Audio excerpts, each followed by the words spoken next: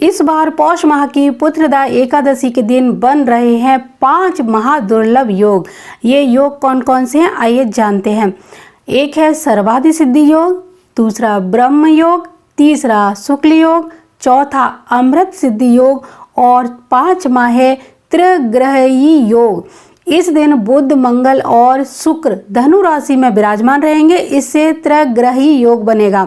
ऐसे में इस दिन भगवान विष्णु की पूजा करने से माँ लक्ष्मी भी अति प्रसन्न होती हैं और आपके घर को सुख समृद्धि से भर देती हैं। जैसा कि आप जानते हो, पुत्रदा एकादशी साल में 2 बार आती है, एक पौष माह के शुक्ल पक्ष में और दूसरी सावन माह के शुक्ल पक्ष में। इस व्रत में जगत के पालनहार श्री हरि विष्णु जी की पूजा की जाती है। धर्मशास्त्रों के अनुसार मुख्य रूप से पौष पुत्रदा एकादशी का व्रत पुत्र की प्राप्ति के लिए किया जाता है। ऐसे में जो लोग निसंतान हैं उनको यह व्रत अवश्य रखना चाहिए। इस दिन व्रत रखने और पूजा करने से भगवान विष्णु की कृपा प्राप्त होती है और संतान सुख का आशीर्वाद मिलता है। आइए जानते हैं पौष पुत्रदा एकादशी व्रत की पूजा विधि। एकादशी के दिन सुबह स्नान के बाद व्रत का संकल्प लिए बिना ये व्रत पूर्ण नहीं होता है, तो भगवान का ध्यान करके संकल्प अवश्य ही लें। फिर आपको गंगा जल, तुलसी दल, तिल, फूल, पंचामृत से भगवान नारायण की पूजा करनी चाहिए।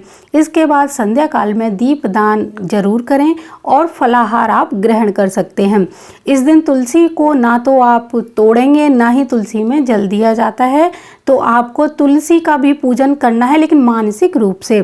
तुलसी पत्र आप पहले से ही अपने घर में तोड़ कर रख लीजिए और उसके बाद भगवान विष्णु की पूजा में तुलसी दल बहुत ज़रूरी है, तो उन्हें अर्पित जरूर करिए।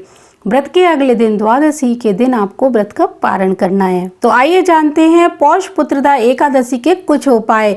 ये उपाय किस किस को क्या क्या लाभ देने वाले हैं। तो पहला उपाय है, जिस किसी दंपत्ति की कुंडली में संतान योग होते हुए भी अभी तक संतान सुख की प्राप्ति नहीं हुई है, वो लोग पौष पुत्रदा एकादशी का व्रत रखेंगे और इस दिन आपको तुलसी की माला से संतान गोपाल मंत्र का जाप करना है। 5 माला कम से कम आपको जाप करना चाहिए।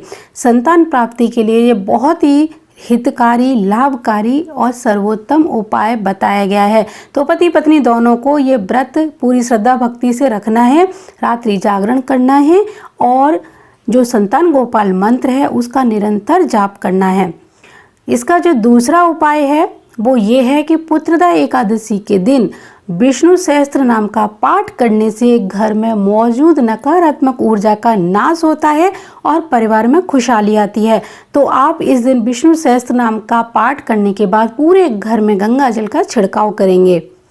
तीसरा उपाय ये है कि इस दिन भगवान विष्णु की पीले रंग के फूल, पीले वस्त्र और पीले चंदन से पूजा करनी चाहिए। चंदन का तिलक लगाना चाहिए। श्री हरि के मस्तक पर विशेष कर ये तिलक आप लगाएंगे और उसके बाद इस तिलक को अपने मस्तक पर अगर लगाते हैं तो आपको मानसिक तनाव से मुक्ति मिलती है। तो ये थे कुछ पौष पुत्रदा एकादशी के उपाय। जिन लोगों को अभी संतान सुख नहीं प्राप्त हुआ है, तो संतान की कामना के लिए आपको किस तरह से करनी चाहिए भगवान विष्णु की इस दिन उपासना, आइए जानते हैं। एकादशी तिथि को पति पत्नी दोनों को संयुक्त रूप से भगवान श्री हरि की उपासना करनी चाहिए। इसके बाद संतान गोपाल मंत्र का जाप करें। मंत्र जाप के बाद पति पत्नी प्रसाद ग्रहण करेंगे, गरीबों को श्रद्धा अनुसार दक्षिणा देंगे और उन्हें भोजन कराएंगे।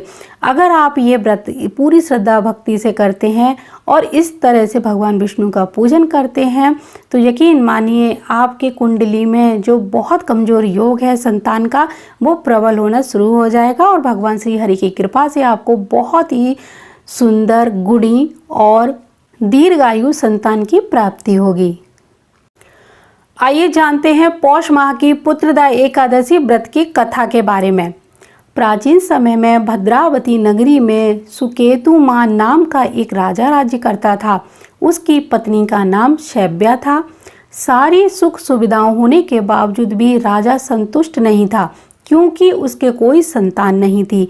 पुत्रहीन राजा के मन में एक बात की बड़ी चिंता थी कि उसके बाद यानी उसके जाने के बाद उसे और उसके पूर्वजों को पिंडदान कौन देगा। उसे बहुत ज़्यादा चिंता थी कि बिना पुत्र के पितरों और देवताओं के ऋण चुकाना बहुत ही ज़्यादा मुश्किल है, उनका ऋण चुकता कैसे होगा। इस दिन इन्हीं विचारों में डूबा हुआ वह घोड़े पर सवार होकर वन को चल दिया। वह पानी की तलाश में एक सरोवर के पास पहुंचा, जहां पर बहुत सारे ऋषिगण मौजूद थे। राजा सरोवर के किनारे बैठे हुए ऋषियों को प्रणाम करके उनके सामने बैठ गया। राजा ने मुनियों को अपनी व्यथा बताई और कहा कि ऋषिगण, मेरा भी कोई पुत्र नहीं है। यदि आप मुझ पर प्रसन्न हैं तो कृपा करके मुझे पुत्र होने का वरदान दीजिए। ऋषि बोले, हे राजन, आज पुत्रदा एकादशी है, आप इसका उपवास करें। भगवान श्री हरि की अनुकंपा से आपके घर अवश्य ही पुत्र का जन्म होगा।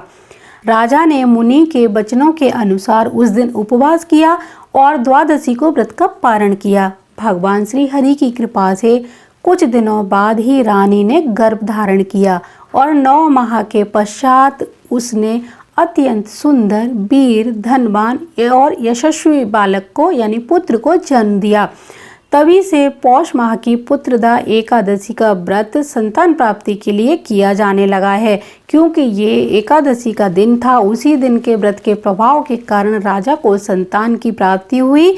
और इसी तरह इस व्रत को जो भी व्यक्ति करता है, जो व्यक्ति अभी तक संतान सुख से वंचित है और वो दंपति पूरे श्रद्धा भाव से व्रत करेगा तो उसे निश्चित ही संतान की प्राप्ति होगी।